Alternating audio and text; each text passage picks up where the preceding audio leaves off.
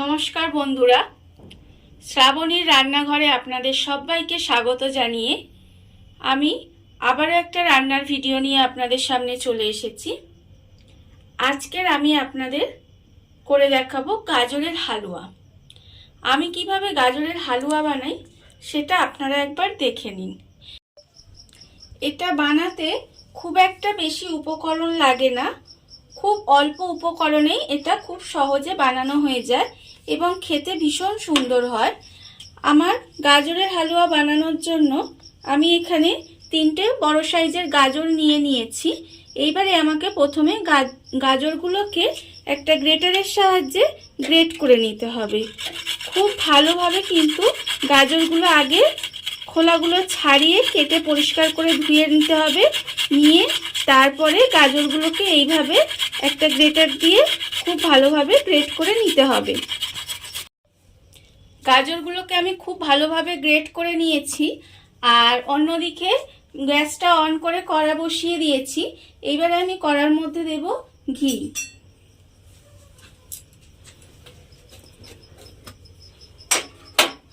কড়ার মধ্যে হাফ চামচ পরিমাণের ঘি দিলাম, বড় চামচের হাফ চামচ ঘি দিলাম। দিয়ে এবার ঘিটা আমি একটু গরম হতে দেব। ঘিটা আমার গরম হয়ে গেছে। এবারে যে গাজরটা আমি কুড়িয়ে রেখেছিলাম সেই গাজরটা আমি এর মধ্যে দিয়ে দেব।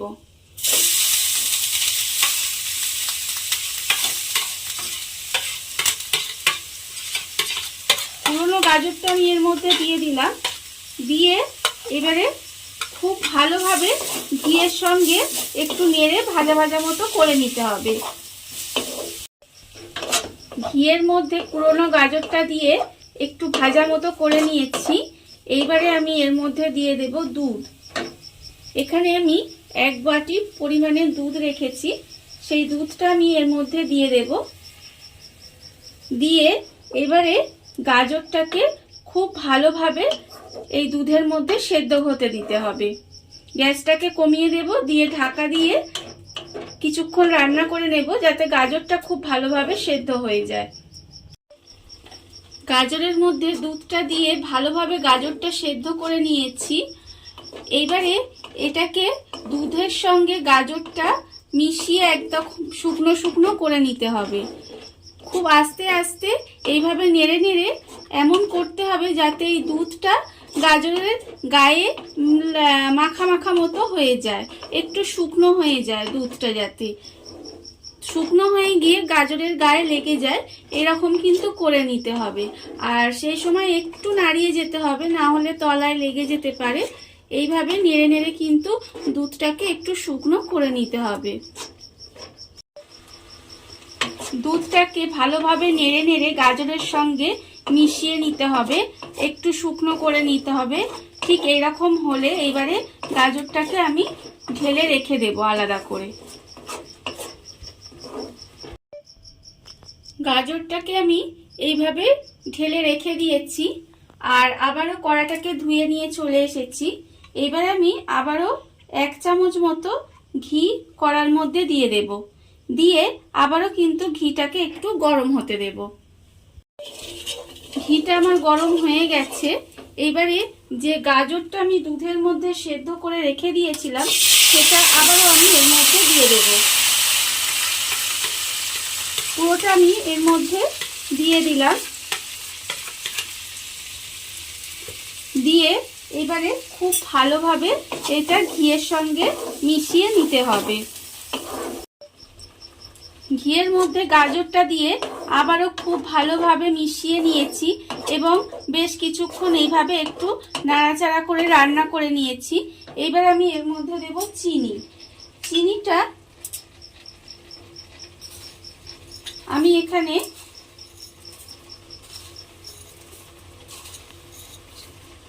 প্রায় বড় চামচের 5 চামচ পরিমাণের এখানে চিনি দিলাম। দিয়ে এবারে গাজরের সঙ্গে চিনিটাকে খুব ভালোভাবে মিশিয়ে কিছুক্ষণ রান্না করে নিতে হবে। চিনিটা আপনারা কতটা মিষ্টি খাবেন সেই বুঝে কিন্তু চিনিটা ব্যবহার করবেন। এইভাবে রান্না করে গাজরের সঙ্গে চিনিটাকে খুব ভালোভাবে মিশিয়ে একটা পাক মতো তৈরি করে নিতে হবে। চিনিটা দিয়ে গলে যাওয়া পর্যন্ত বেশ কিছুক্ষণ ভালোভাবে রান্না করে নিয়েছি। এইবার আমি এর ওপর থেকে দিয়ে দেব এলাচ গুঁড়ো। এখানে আমি এলাচ গুঁড়ো রেখেছি, সেই এলাচ গুঁড়োটা আমি এখানে ছোট চামচের হাফ চামচ পরিমাণের এখানে দিয়ে দিলাম। দিয়ে এবারে এই এলাচ গুঁড়োটা খুব ভালোভাবে কিন্তু এর সঙ্গে মিশিয়ে নিতে হবে। এলাচ গুঁড়োটা আমি এর সঙ্গে খুব ভালোভাবে মিশিয়ে নিয়েছি।